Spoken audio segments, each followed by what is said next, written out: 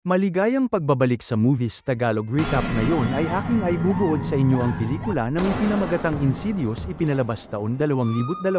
Sana ay magustuhan mo kaibigan, huwag mo kalimutan pindutin ang subscribe button at pakipindut mo na rin ang bell button para lagi kang updated sa aking mga i-upload pa sa mga susunod. Umpisahan na natin kaibigan.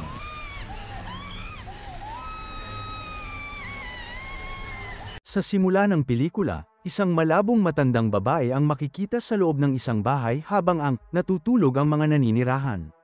Kamakailan ay lumipat sina Renee at Josh Lambert sa isang bagong tahanan kasama ang kanilang tatlong anak. Isang umaga, tumingin si Renee sa isang album ng larawan ng pamilya kasama ang kanyang anak na si Dalton, na nagtanong, "Bakit walang pictures ni Josh nung bata?" Dahilan ni Renee na lagi siyang nahihiya sa camera at hindi niya gusto ang pagkuha ng mga larawan ng kanyang sarili. Isang gabi, nakita ni Dalton na nakabukas ang pinto ng attic at nag-iimbestiga pagkatapos marinig tunog sa itaas. Pagpasok niya sa loob, sinubukan niyang umakyat ng hagdan para buksan ang ilaw, ngunit nahulog siya ng mahulog. Bitak ang hagdan. Habang bumagsak siya sa sahig, tila takot na takot siyang nakatitig sa dilim na parang nakatingin sa isang bagay na nakakatakot. Napailing, pinahigi siya ni Renee at Josh at sinabihang huwag maglaro sa attic dahil ito ay walang limitasyon. Kinabukasan, hindi nagising si Dalton sa kanyang pagtulog. Isinugod siya ni Renee at Josh sa ospital kung saan sinabi ng mga doktor na siya ay nasa isang hindi maipaliwanag na pagkawala ng malay. Pagkalipas ng 3 buwan, inilipat si Dalton sa kanyang tahanan habang nasa coma pa rin. Hindi nagtagal, nagsimulang mangyari ang mga nakakabagabag na pangyayari. Ang una ay nang marinig ni Renee ang isang boses sa monitor ng sanggol na sumisigaw, "Gusto ko ito ngayon." Isang dagwang bakas ng kamay sa kama ni Dalton at isang kakaiba ngunit nakakatakot na lalaki sa kanyang sanggol na anak na babae. Kwarto, lalong nabalisa si Renee nang sabihin ng kanilang bunsong anak na si Foster na hindi niya gusto kapag si Dalton naglalakad sa gabi. Sinabi ni Renee kay Josh ang tungkol sa mga pangyayari, ngunit nang siya ay inatake ng kakaibang lalaki noong gabing iyon, nakiusap siya kay Josh at lumipat ang pamilya sa ibang bahay. Sa bagong bahay, ang mga supernatural na kaganapan ay patuloy na nagaganap tulad ng isang kakaiba, sumasayaw na batang lalaki, at sa lalong madaling panahon ay nagiging makasalanan. Naalala ni Lorraine, nanay ni Josh, ang pagkakaroon ng kakaibang panaginip na makapasok sa silid ni Dalton sa gabi at nakakita ng isang bagay na nakatayo sa sulok at kapag tinanong, "Ano ang gagawin?" "Gusto mo?" sagot nito, Dalton. Parehong nakita ni Lorraine ang isang pulang mukha na nakatayo sa likod ni Josh na umuungal sa kanya at kay Dalton ay pagkatapos ay marahas na inaatake sa kanyang kwarto. Nag-udyok ito kay Lorraine na makipag-ugnayan sa isang kaibigan, si Elise Reiner, na dalubhasa sa investigasyon ng paranormal na aktibidad. Ang pamilya, Elise, at ang kanyang koponan ay pumasok sa silid ni Dalton at nakita at inilarawan ni Elise ang isang figura. Sa isa sa kanyang dalawang katulong, nagumuhit ng isang itim na figura na may pulang mukha at madilim na guwang mata. Sa kisame ng kwarto ni Dalton, ang figurang nakita ni Lorraine kanina. Ang bahay, ipinaliwanag ni Elise kina Renee at Josh na may kakayahan si Dalton na mag-astral project habang natutulog at ginagawa na niya ito mula pa noong bata pa siya. Ang dahilan kung bakit si Dalton ay nasa isang comatose state ay dahil siya ay walang takot na naglakbay ng napakalayo. Sa iba't ibang espiritual na mundo, naniniwala siyang ang mga pagpapakita ay mga pangarap at dahil dito, nawala sa isang lupain na tinatawag na The Further, isang lugar para sa mga pinahihirapang kaluluwa ng mga patay. Habang ang espiritu ni Dalton ay nasa kabilang mundong ito, wala siyang iniwan kundi isang walang buhay na katawan. Ang mga pinahihirapang kaluluwa ay naghahangad ng isa pang pagkakataon sa buhay sa pamamagitan ng estado ni Dalton, habang naroon ay ang iba, marahil ang matandang babae at ang nakakatakot na lalaki, na mas malisyoso. Gamit siya, at pagkatapos ay mayroong pulang mukha, na ipinahayag na isang demonyo, na gusto na gamitin ng Dalton para sa isang mas malisyosong layunin.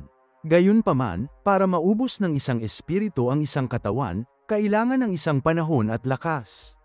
Sa una ay nag-aalinlangan, si Josh sa kalaunan ay nagpaubaya at natuklasan niyang si Dalton ay gumuhit ng mga larawan, nakahawig ng demonyong figura na inilarawan ni Elise. Nagpatakbo sila ng isang sesyon upang subukang makipag-usap sa kanilang anak, ngunit lumitaw si Dalton at ang demonyo. Ginagamit ang katawan ni Dalton para labanan ang grupo, kasama ang iba pang entity na gusto ang katawan ni Dalton. Pagkatapos ng sesyon, tinawagan ni Elise si Lorraine at isiniwalat ng dalawa sa mag-asawa na si Josh din. Maaaring astral project at natakot ng masamang espiritu noong bata pa siya.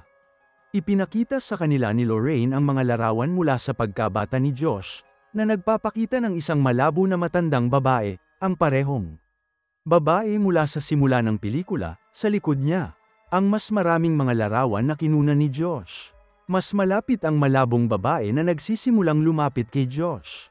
Hanggang sa ilang pulgada na ang layo nito sa kanya, ipinapaliwanag ang kanyang takot sa mga larawan. Iminungkahi ni Elise na dapat gamitin ni Josh ang kanyang kakayahang hanapin at tulungang ibalik ang kaluluwa ni Dalton. Na sinang-ayunan naman ni Josh. Upang maghanda sa astral project at mahanap ang kanyang anak, pinaupo siya ni Elise sa isang upuan at inilagay siya sa isang ulirat. Biglang nagising si Josh nang malaman niyang may astral projected siyang nakikita ang sarili niyang tulog sa loob. Upuan pati na rin ang iba sa kwarto.